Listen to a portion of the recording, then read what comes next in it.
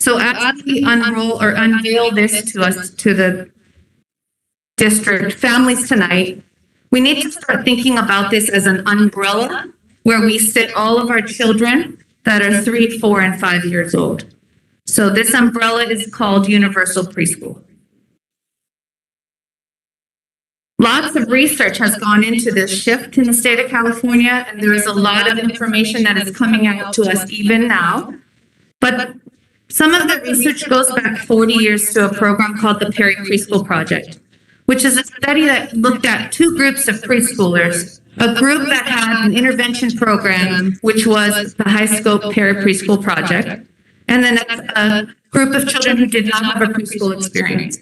Over the 40 years, they studied the children. At the culmination of 40 years, they were able to really denote some significant statistics. And some of those include that children who were at the age of 40 were arrested 5 or more times, were reduced that by about 20%. Children who were earning more than $20,000 at the age of 40 increased significantly. Children graduating from high school increased, and the basic achievement age at 14 was significantly higher for the children in the Perry Preschool Project. Some of the financial contributions to this project show an increased educational savings for children who have an early learning experience, a lower tax demand on the society, a lower savings, higher savings on crime and statistics for children who were in the preschool project, a lower cost of welfare to society, an increased cost of return on investment, which is about $16 at 40 years. At 50 years, it's about $12. So for every dollar spent in early learning, it's a $12 return on investment at the end of those 50 years. So that longitudinal study really did support some of this shift in how we're going to move forward with supporting our 4-year-olds in the state of California. An additional study was done by the Baltimore Educational Collaborative, which found that children who had a Head Start for 2 years were 1.3 times more likely to be ready for kindergarten. For children who had preschool for 1 year, were 3 times more likely to be ready for kindergarten. And children who had a combination of Head Start and preschool, so 2 years of early learning, were 3.6 times more likely to be ready for kindergarten. So let's take a look at what play-based learning looks like. A short video here. My eyes are facing forward. I'm standing straight and tall. My hands are behind my back. I'm ready Is there sound with this going?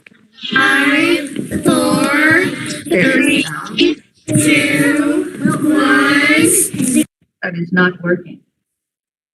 I can make kid sounds. I know all of them, pretty much.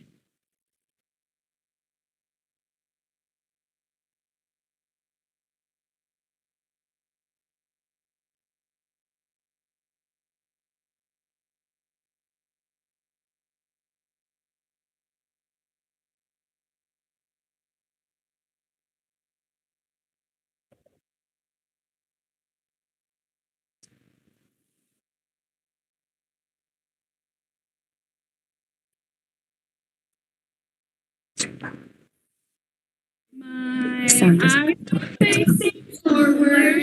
I'm standing straight and tall. My hands are behind my back. I'm ready for the hall.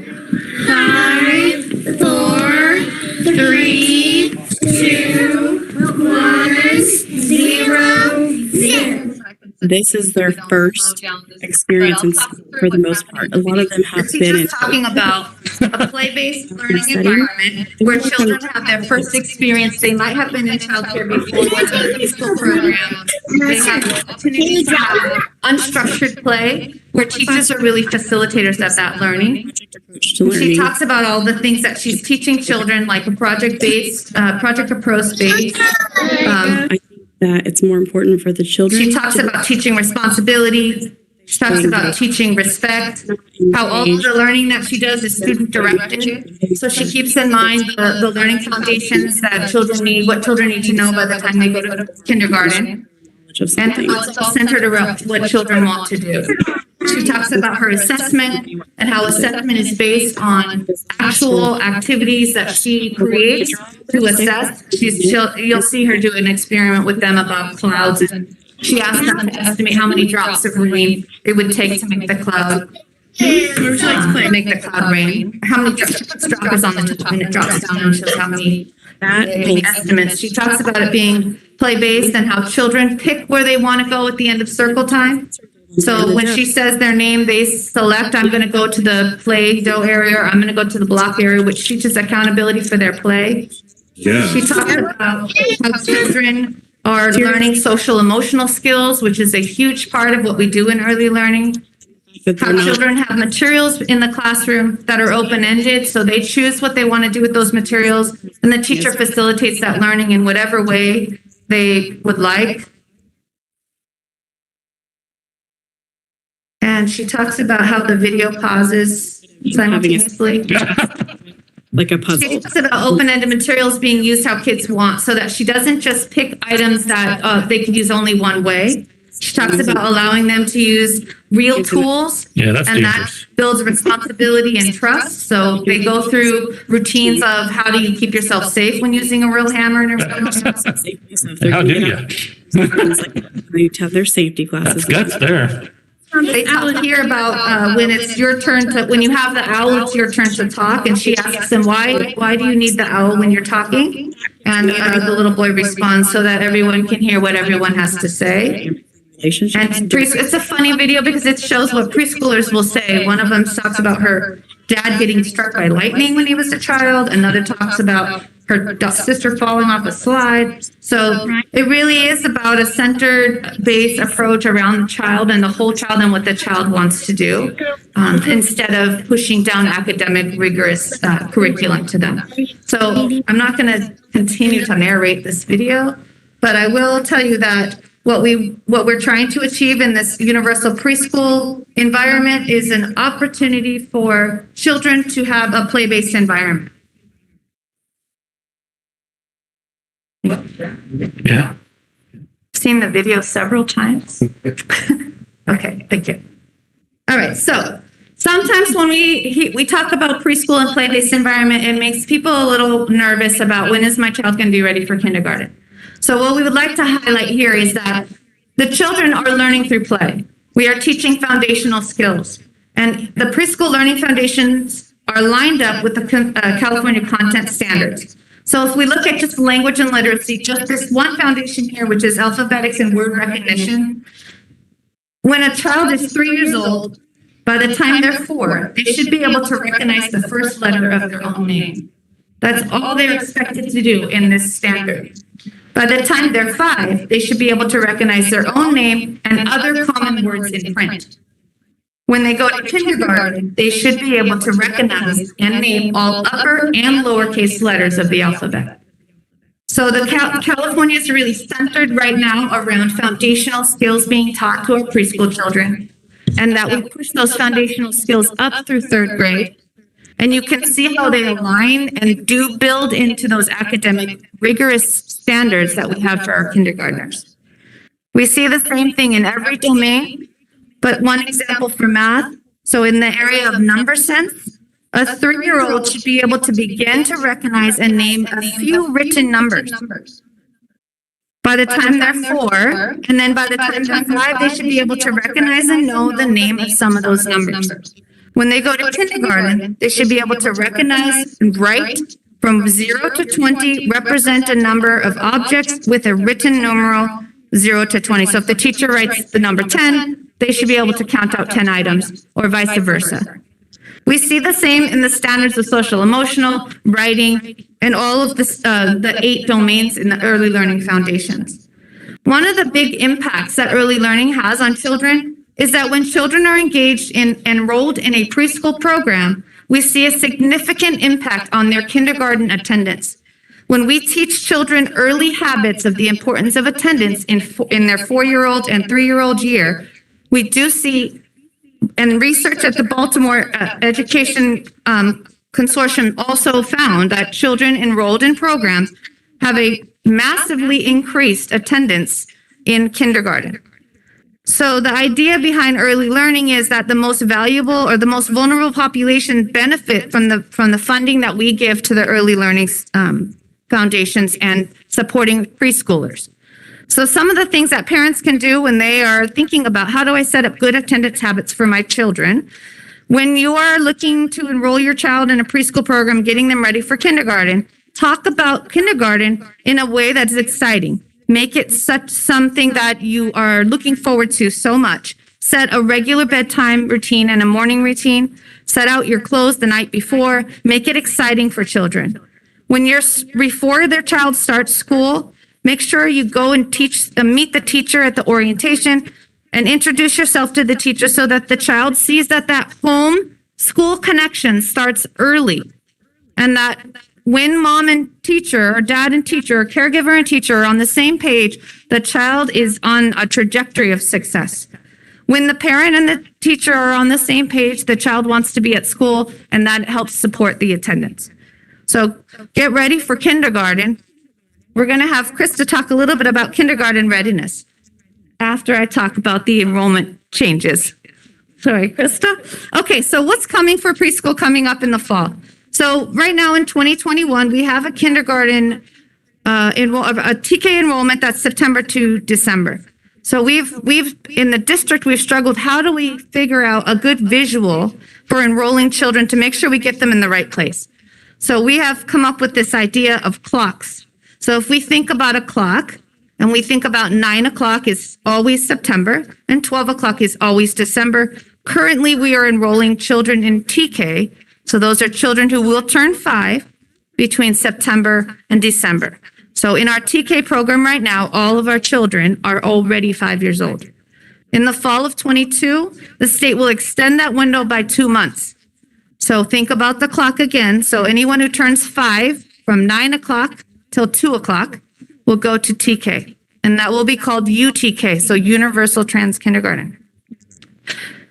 In the fall of 23, the window will open a little further from September to April. So anyone turning 5 will go to UTK from September to April.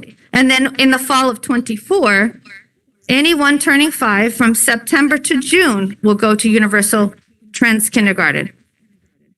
Now, that's a lot more kids in the UTK program. So we're planning actively, how do we support all of these children? But in the fall of 25, 26, all children turning 4 years old in September will go to UTK. So we slowly will shift all the 5-year-olds back to kindergarten, and then UTK will house all of the 4-year-olds in the district. Okay, so how do you figure out where to enroll them? So I have some samples here. We have a 3-year-old that's turning December 15th of 2022. They are going to turn 3 years old. So this is the way we show the staff. So we track we get their birth date. So December 15th of 2019 is their birthday. And we track year by year by year. So 2019, they're born. 2020, they're 1. 2021, they're 2. And 2022, they are 3 years old. So where would this child enroll under the current clock, where it's September to February, if the child's birthday is in December of that year?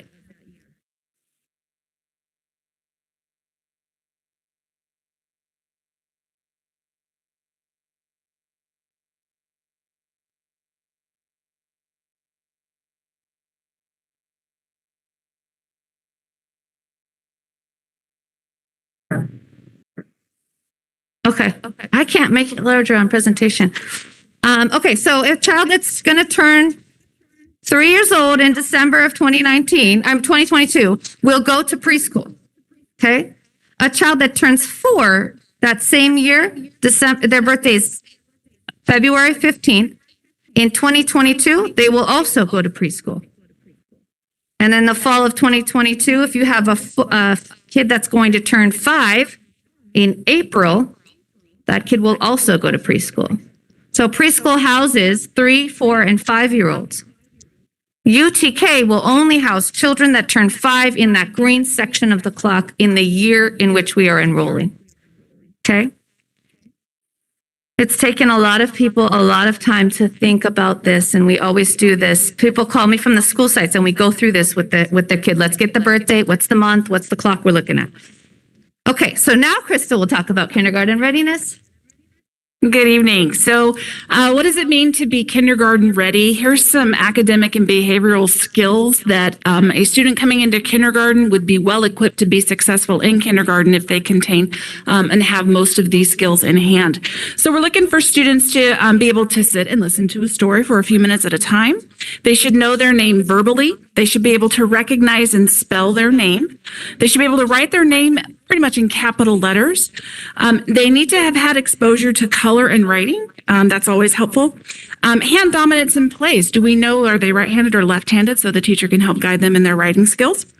Being able to recite the alphabet, singing is okay. If we're singing the alphabet, that's quite all right. Counting to 10, recognizing numbers to 5 in written form, being able to use scissors, and knowing basic colors. Those are great academic skills to say that they are equipped to do well in kindergarten for academic purposes. Behavioral, on the behavioral side, they should be able to know and say their first name. It's always a pleasure on the first day of school if you ask a student, what is your name? And they can tell you, so you know where to send them. They should be able to use the bathroom independently, wash their hands, blow their nose, sit cross-legged on the floor. We do a lot of crisscross applesauce in kinder. Understand, not turning the page, just, there we go. Okay, we're good. Understand turn taking and sharing in collaborative learning, following simple one-step directions, even two-step directions as they move through kinder. Show how to express personal needs and wants appropriately, and then I'm not touching a thing. I swear. And then expressing emotions appropriately. Now, of course, they're 5 years old, but we want them to be able to express certain emotions pretty appropriately. So that's, if a student is ready for kindergarten, these are going to be some of the skills and traits that they have on hand. So I'm going to turn it back over to Kelly. Okay, so now you know where your kid's going to go in the fall. We want to just remind you that kindergarten roundup opens. I'm sorry. Here you go. Question. Mm-hmm. So if a child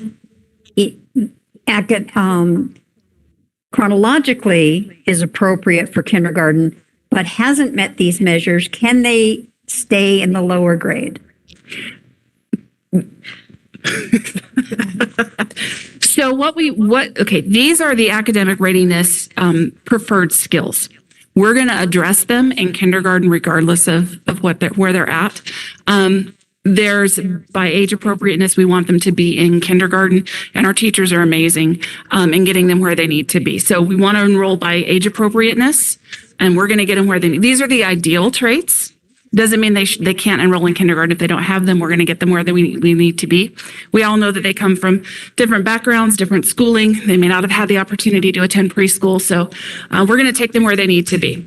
But a parent could hold them in preschool a little bit longer if they wanted to. At least we used to be able to. Is that not true anymore? Like I have a child that's just not ready for kindergarten when they're going to turn 5 the right date, but I think, is that not an option for a parent anymore? Kindergarten is not mandatory in the state of California. Right. There's legislation coming to address that. So a child that is eligible for kindergarten, if they're eligible for the state preschool program, they can stay there. But once they meet that 5-year-old age range, they can't be in state preschool. Okay. However, that was the question I think she was looking for. I think the big piece of it is that the reason why we want to give this information to families tonight is maybe you have a kid at home. We are not touching this. Maybe you have a kid at home who hasn't had preschool, and what do I need to do to get my kid ready for kinder? All of that stuff that Krista just said on the kindergarten readiness can be stuff parents can start doing with their kids now. They can get them in play groups if they want them to have some of that social experience. But we teach the children and the parents in preschool that if you have a single child, you can do those play-based skills with your single child too. Just by asking your child to share their toys is helping that child build the responsibility and the sharing technique.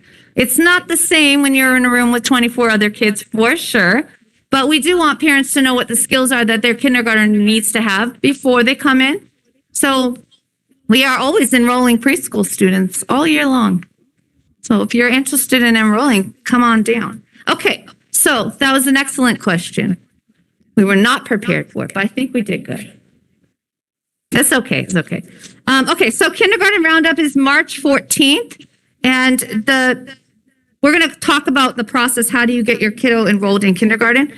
But we have lots of opportunities in our school district, and I've included a logo from every single school site.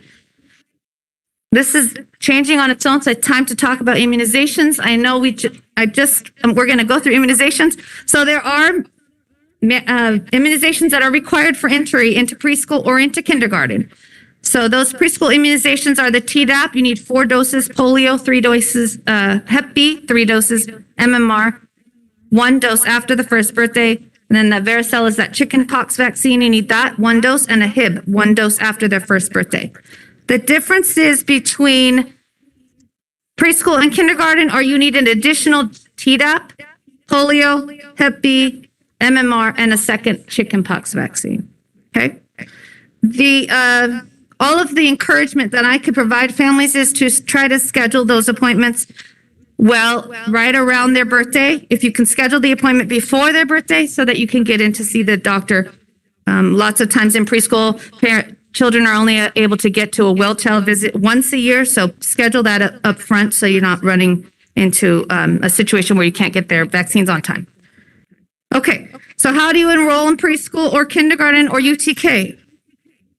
Just going to keep my hand right on this little button. Okay, if you're going to go to UTK or K, you're going to register in Smart Choice, and the link is here on this presentation. If you're enrolling in preschool for the fall, we're going to use Hub, which is a system that is coming soon. We do not have a link, but we want to remind families that enrollment for preschool opens on April 18th. So we'll be taking new families April 18th. If you're a current family, you re-enroll April 11th, and we will send out information about that. Okay, so I have an exciting guest from Linda Verdi, and she's here to talk to you about 2 programs, Dual Language Immersion and ALMA.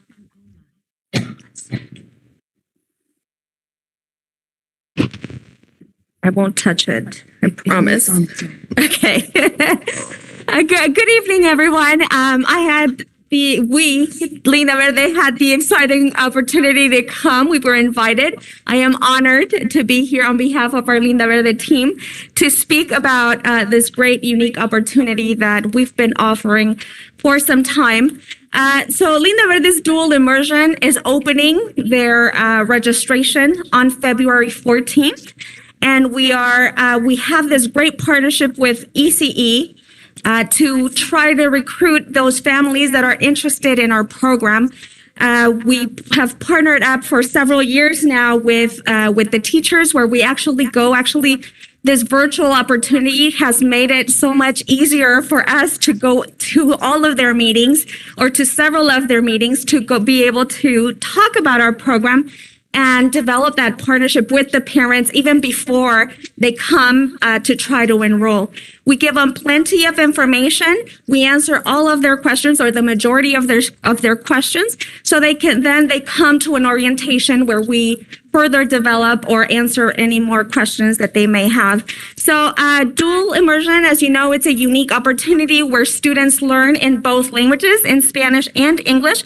It is for Spanish-speaking students as well as for English speaking students. And so we offer this great opportunity all the way through now 8th grade. So it is definitely, again, a great honor to be here and even say that we're a K-8 school, and we have our open enrollment coming February 14th. As far as ALMA is what we're calling the Academy of Language and Media Arts. We have started our focus. We have been under development, and we have this year fully developed our our media arts section. It is still a work in progress, but we are doing great things at Linda Verde where our students, I guess does that mean I end? It just switched over. That's okay.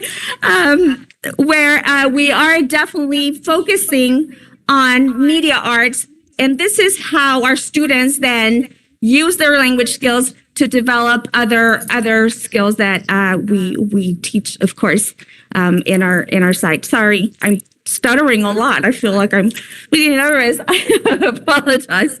But nevertheless, I am here to put in just a little plug on our recruitment. And what we want to get from this is that this is a unique opportunity. We have started our enrollment. It opens again February 14th. And so for any families that are interested in their dual language immersion program, then they can most definitely give us a call. There is also a link for the registration. So if they go to the link, it will send them to our Smart Choice registration, which starts February 14th. From there, we will contact them to be able to come to an orientation. But we do have this beautiful partnership with our ECE programs where we do go and give them additional information. Thank you. Leslie, before you leave, thank you very much for the information. And before you leave, because I know that we have folks out there listening, just clarify that you don't need to already know how to speak a second language. Thank you. Yes. Absolutely. So this is for native speakers and non-native speakers of Spanish. So we are recruiting. So the way, can I take another minute to explain? Thank you. So it is the way we develop our classes that we do 33% English speaking families, 33% bilingual, and 33% Spanish speaking families. And the way our linguistic balance helps our students is because it's by our English speaking families also support our Spanish speaking students, not families, students.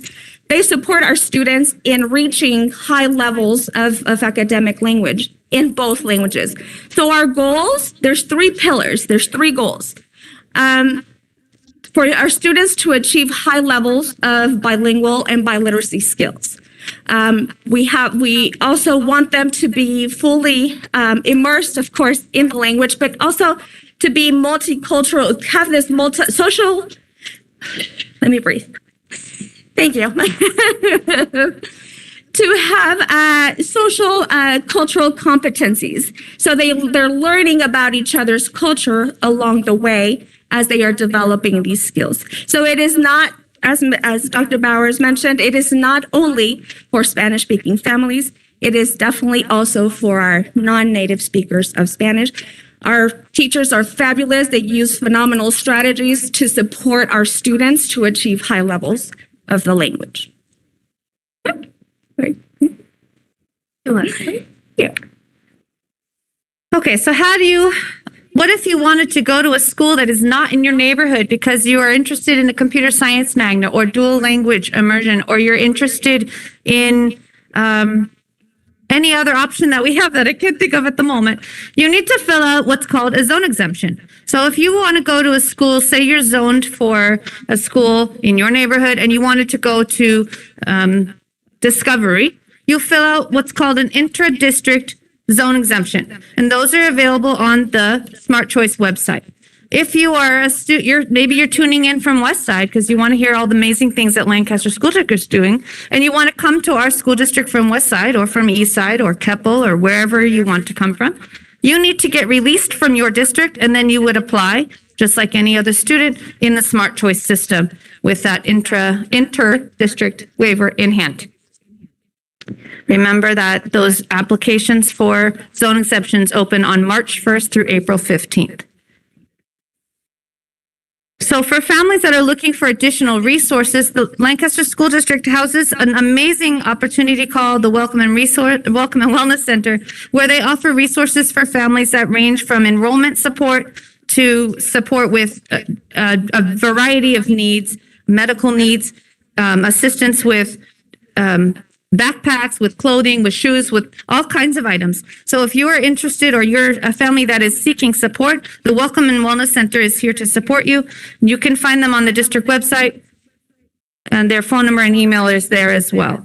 Okay, so the last thing that we want to talk to you a little bit about is developing our UPK program. We really do need input from families. There is a link here for a survey. The survey is really talking about this opportunity that we may have in the district to offer optional 9 hours of programming for children in the district. The survey is meant for you as a family to answer questions that will help us to design a program should we be able to offer it to you. So please take a moment. You can use your camera on your phone, click that QR code, and I think we're dropping the link in the chat. Yes, we're dropping the link in the chat. So please take a moment to fill out that survey. And I just want to say real quick, shout out to my teachers who are here listening. Thank you so much for all the hard work that you do in the early learning program and the dedication that you have for our children and how you get them ready for kindergarten and how every kindergarten teacher in this district will tell you they know exactly which ones come from preschool. Any questions? Great presentation and great presentation for the Alma program as well. And well, yeah, just watching that video, that's a lot of hard work to coordinate all the play activities and everything else. So hats off to all the teachers for that. And just to figure out where the kids go by their age. I mean, that's confusing math right there. So great work. Any questions or comments? I just want to add that we will make this information for the audience members out there. We will make this information available on our website. So I know for several of us, we might not have had a chance to absorb everything and might need to review. So we'll make sure that this information is available as well as the QR code and the link. It will be on the website. We invite you, strongly encourage you to take a few minutes to complete the survey. That input is going to be extremely valuable. And also to all of our staff members out there, just letting you know that we will have a separate survey to get input from you. So we're going to ask staff members to not do this survey because we will have an additional survey that will be unique to getting input from staff members as well. So we'll make sure that we cover that basis. And Kelly, I will just give you kudos and props. I did have a chance to visit lots of preschool classrooms since the beginning of the school year. And everything that was in the video was happening in our schools. And it's just very exciting. So if you ever want some energy, if you ever just go visit preschool, you will just be amazed. They love everybody. They really do. So thank you to our preschool staff, and thank you to all of our teachers, but especially those that support Kim Hickman taught me this term, the littles, especially those that support the littles, and Kelly likes to refer to our preschoolers as our littlest learners. So doing amazing things. Thank you.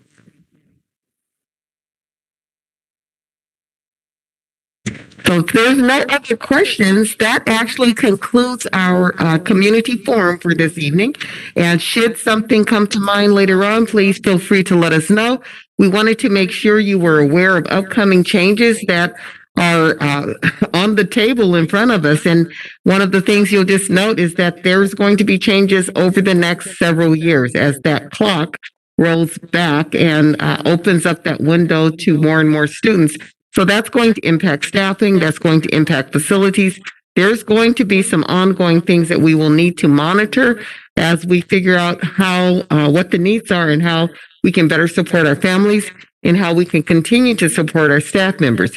Additionally, some of the things that may be changing will be class size ratios as we look at some of these changes. So we will have to adjust for that. And then with that, along with that, possibly credentialing requirements for staff members, for both staff members on the ECE side of the house as well as our credential certificated teachers. So we will continue to monitor that. I want to say a special thank you to all of the committee members that have been working with Kelly and Krista. We've had a committee going for the last couple of months, last 4 months, looking at this issue and kind of monitoring that. So Thank you to the many, many people that have been getting together outside of the regular day to talk about these upcoming changes. And it is a moving target. So we appreciate that work, and that work is not done. So we appreciate what you have done up to this point, and then the work that they're going to continue to come together as we take a look at how we're going to roll that out here in Lancaster. But just know that there's a lot going on, and we're going to keep up with it and really make sure that we're doing the best that we can to meet the needs of our community. With that, we're going to call it an evening. So thank you to all of those that joined in. Again, this information will be made available on our webpage. And with that, we're going to close out. Mr. Teefy, thank you very much. Okay, thank you, everyone. And do we need a motion or? Nope, that concludes our meeting. All right.